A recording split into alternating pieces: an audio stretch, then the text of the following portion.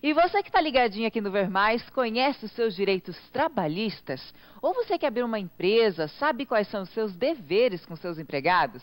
Tem dúvidas? Pode ligar a partir de agora. 33760123 que nós vamos responder ao vivo. Esse é o quadro Direito de Todos.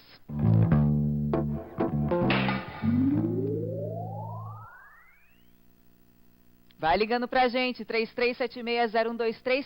Quem vai responder as nossas perguntas é o professor Henrique Tamioso. Boa tarde, doutor. Boa tarde. As perguntas já começam a chegar, vamos abrir aqui. A Carolina já está mandando pra gente. O Reginaldo pergunta, como faz para retirar o fundo de garantia que está retido? Então, o Reginaldo, primeiro ele tem que ver se ele está trabalhando, né? Como, primeiro de tudo, fundo de garantia, ele serve para garantir aquele trabalhador que está num vínculo de emprego, quando ele vem eventualmente a ser demitido, a ser mandado embora. Então, se ele está num vínculo de emprego, somente quando rescindir esse contrato de trabalho.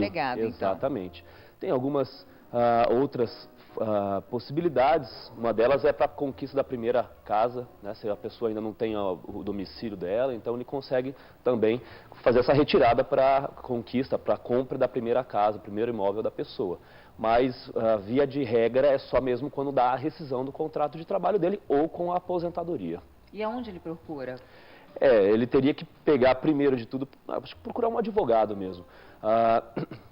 Também toda essa questão aí fica vinculada à Caixa Econômica Federal. Então, pode procurar o banco. Procura o banco, dá uma conversadinha lá. Se não der certo, se ele tiver também nesse vínculo de emprego, ele vai ter que acabar se sucumbindo aí a esse vínculo de emprego, ficando lá nele.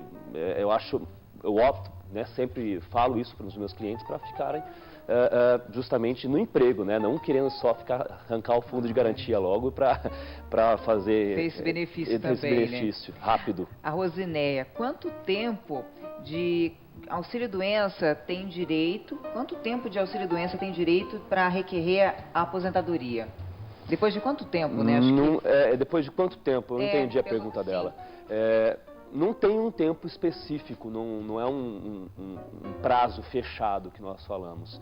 Isso aí vai unicamente depender de como ela vier a progredir ou regredir dentro dessa período que ela está recebendo por auxílio-doença. Então, se ela melhorar, ela não vai mais receber o auxílio-doença, ela vai voltar ativa. Se ela piorar, né, ela pode, então, a partir do momento que ela está recebendo auxílio-doença, pedir sua progressão para, sim, receber uma aposentadoria por invalidez, etc.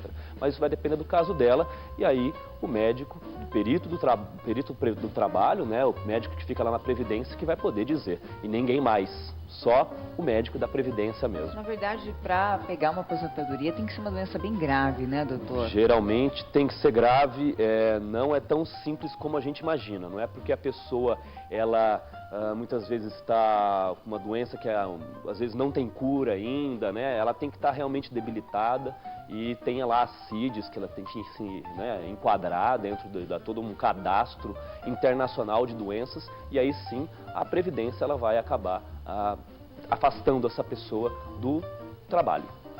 A Adriana trabalhou por 3 meses sem salário em uma empresa que fechou.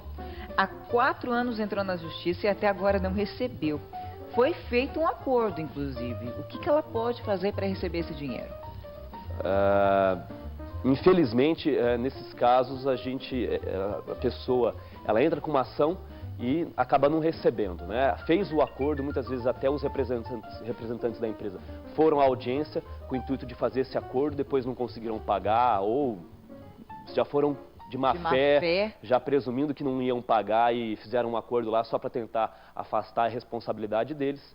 Ela vai ter que aguardar, conversar bem com o advogado dela mesmo e tentar executar esse empregador dela, ver se acha algum outro bem, né? Isso não deve ter acontecido só com ela, deve ter acontecido com outros trabalhadores da mesma empresa. Então, ela deve estar na mesma posição dos demais. É bom ela conversar com os demais e eles tentarem se reunir para conseguir receber efetivamente esse salário que ele não foi pago para ela. Entrar numa ação conjunta, talvez, né? Nem seria o caso, seria uma questão mesmo individual de cada um entrar com a sua ação. Melhor. Mas eles se reunirem e conversarem, inclusive entre os advogados, para executar o mesmo bem, exatamente, executar o mesmo bem, encontrar um imóvel, etc., para fazer essa liquidação aí e pagamento dos empregados. Doutor, o senhor continua comigo? Lógico. A gente vai para o intervalo rapidinho, não sai daí. Se a sua pergunta não foi respondida, fica comigo, na volta tem mais Tira Dúvida. A gente volta num minutinho.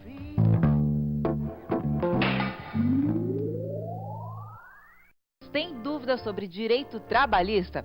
Vai ligando para a nossa produção. 3376-0123. Doutor, vamos voltar aqui com as perguntas? Vamos. E eu tenho a pergunta agora da Adriana. Deixa eu abrir aqui novamente. E ela pergunta, vamos voltar aqui. Trabalhou por 3 meses... Opa, aqui eu já tinha feito, né? Sandra, perdão. Trabalha há 4 anos de empregada doméstica. O patrão nunca contribuiu com o INSS. O que ela faz?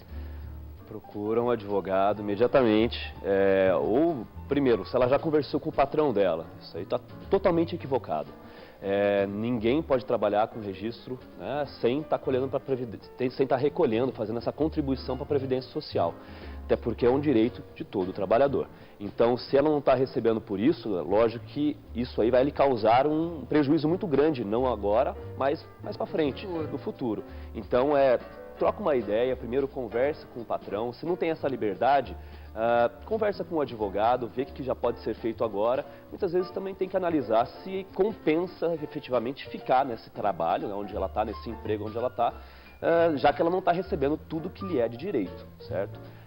Mas tudo com uma boa conversa muitas vezes se resolve. E procura um advogado, né, para ter mais informações, também, né? Para coletar mais informações e saber a respeito dessa questão da previdência. É sempre bom um advogado, porque cada caso é um caso, a gente não pode misturar muito.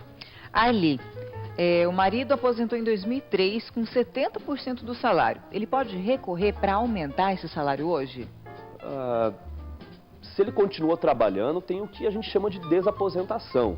Então, se ele continuou contribuindo para a Previdência, então ele continuou trabalhando e fazendo o recolhimento, lógico que ele pode fazer uma desaposentação e aí sim ele vai poder aumentar substancialmente esse valor que ele recebe hoje, que ele aposentou com 70%.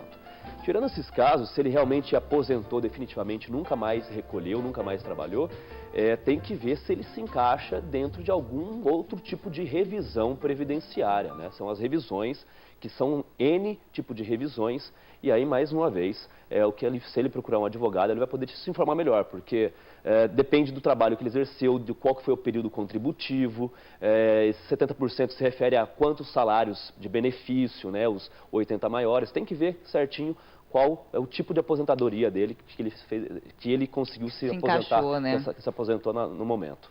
Nilson, o marido trabalhou 15 anos com insalubridade.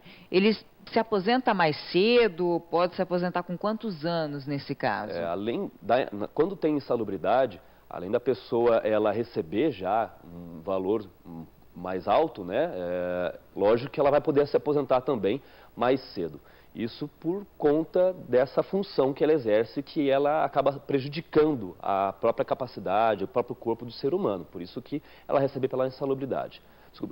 Salubridade tem a periculosidade, né? Nesse caso está prejudicando o próprio corpo da pessoa e aí ela vai conseguir aposentar mais cedo, sim, tá? Ela consegue, isso aí depende também de quanto ela já contribuiu, não sei se daqui mais 5, 10 anos ela vai conseguir se aposentar, mas aposentar mais cedo do que o normal, certo? Mais cedo do que o normal das pessoas que não recebem pela insalubridade. Vamos tentar responder essa, a gente tem mais um minutinho. Vamos lá. Todo mês, a Sandra, o patrão atrasa o pagamento, tem direito à multa, o patrão?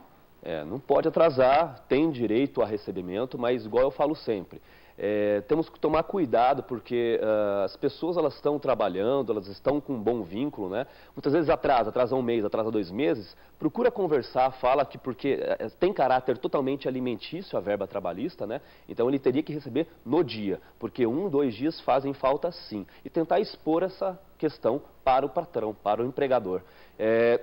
Eventualmente não tendo sucesso, aí procura-se um advogado ou o sindicato da categoria para daí sim responder pelas medidas cabíveis, né? O patrão responder pelas medidas cabíveis no caso. Obrigada, doutor. Obrigado mais uma vez pelo convite. Obrigada sempre.